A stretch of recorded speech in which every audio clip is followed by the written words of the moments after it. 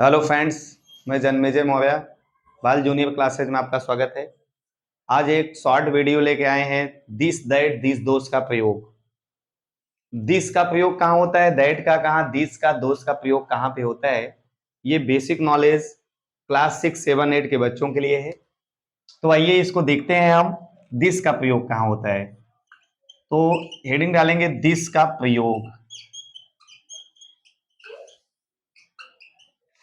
This का प्रयोग, तो इसमें जान लेंगे इसका प्रयोग।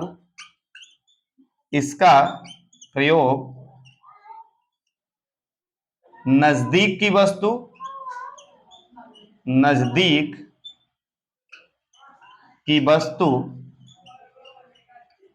नजदीक की वस्तु एक वचन के लिए, एक वचन के लिए करते हैं।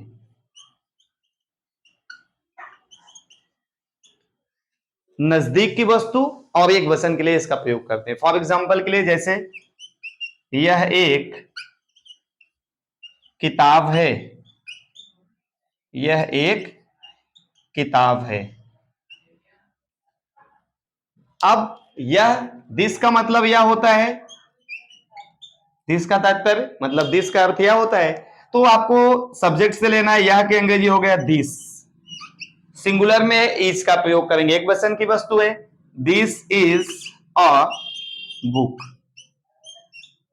यह एक पुस्तक है। This is a book. अब दैट का प्रयोग देखेंगे, इसी के सीधा अपोजिट। दैट का प्रयोग, दैट का प्रयोग, दैट के प्रयोग में क्या आपको मिलेगा।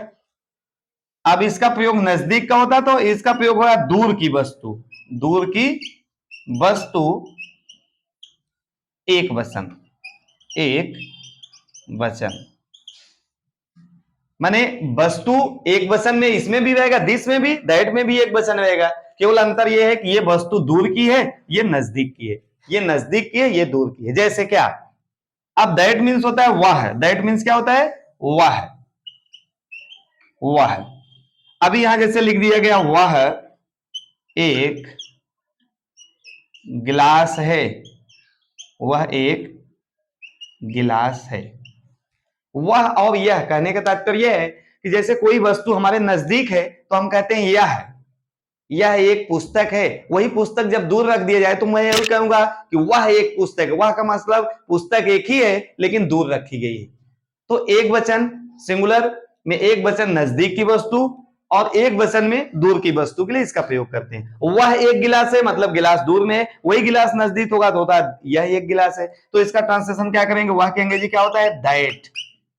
एक ही है तो एक वचन, that is a glass, that is a glass. ये हो गया। और बच्चे एक बेसिक सा फॉल्ट क्या करते हैं, देखो ए का अर्थ जो होता है वो भी एक होता है और एन होता है, एन इसका अर्थ भी एक ही होता है। दोनों का अर्थ एक होता है इंग्लिश में। इंग्लिश में एन का मतलब भी एक, ए का मतलब भी एक। फ्रेंड्स, जो अंग्रेजी में हमारे स्वर होते हैं, पिछले वीडियो में मैंने स्वर और व्यंजन के बारे में बताया था। इंग्लिश में 5 स्वर होते हैं। कौन कौन से, ए, ई, आई, ओ, यू। ये पांचों स्वर जो हैं, अगर हमारे किसी भी वर्ड की शुरुआत इन स्वरों से होगी तो उसके पहले हम एन लगाएंगे। एक उदाहरण आपको जैसे मैं दिखा देता हूं,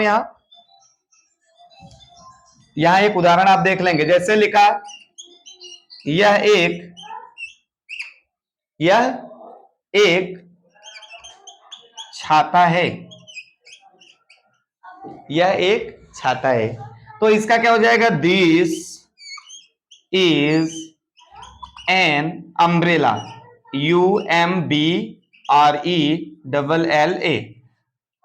अब आपने यहां ए ना लगा के एन क्यों लगाया, क्योंकि अम्ब्रेला की शुरुआत यू से शुरू हुई है और यू हमारा उसमें है।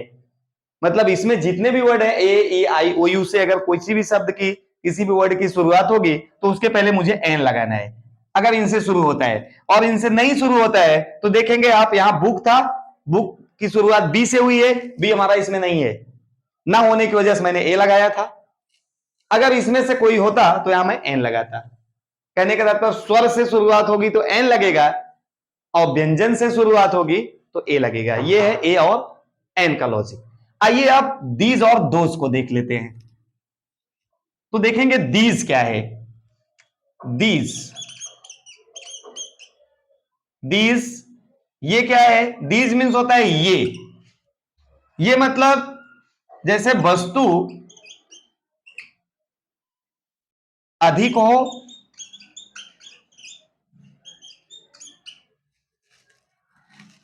परंतु नजदीक हो, परंतु नजदीक हो। नजदीक की वस्तु बहुवचन के लिए, बहुवचन हो लेकिन नजदीक हो, उसके लिए प्रयोग करते हैं। तो इसके लिए जैसे उदाहरण देखेंगे, ये पुस्तकें हैं, ये पुस्तकें हैं। तो ये की अंग्रेजी दीज होता है। दीज मतलब ये पुस्तकें, बहुत सी पुस्तकें, तो बहुवचन के साथ आर लगाएंगे। क्या लगाएंगे? आर। दीज आर पुस्तकें, बहुत सी पुस्तकें हैं तो बुक ना लिखकर बुक्स लिखेंगे। These are books, these are books, ये पुस्तकें हैं। अब उसी के जैसे आप दिस और दैट में पढ़ा था वैसे आप इसमें भी पढ़ लेंगे।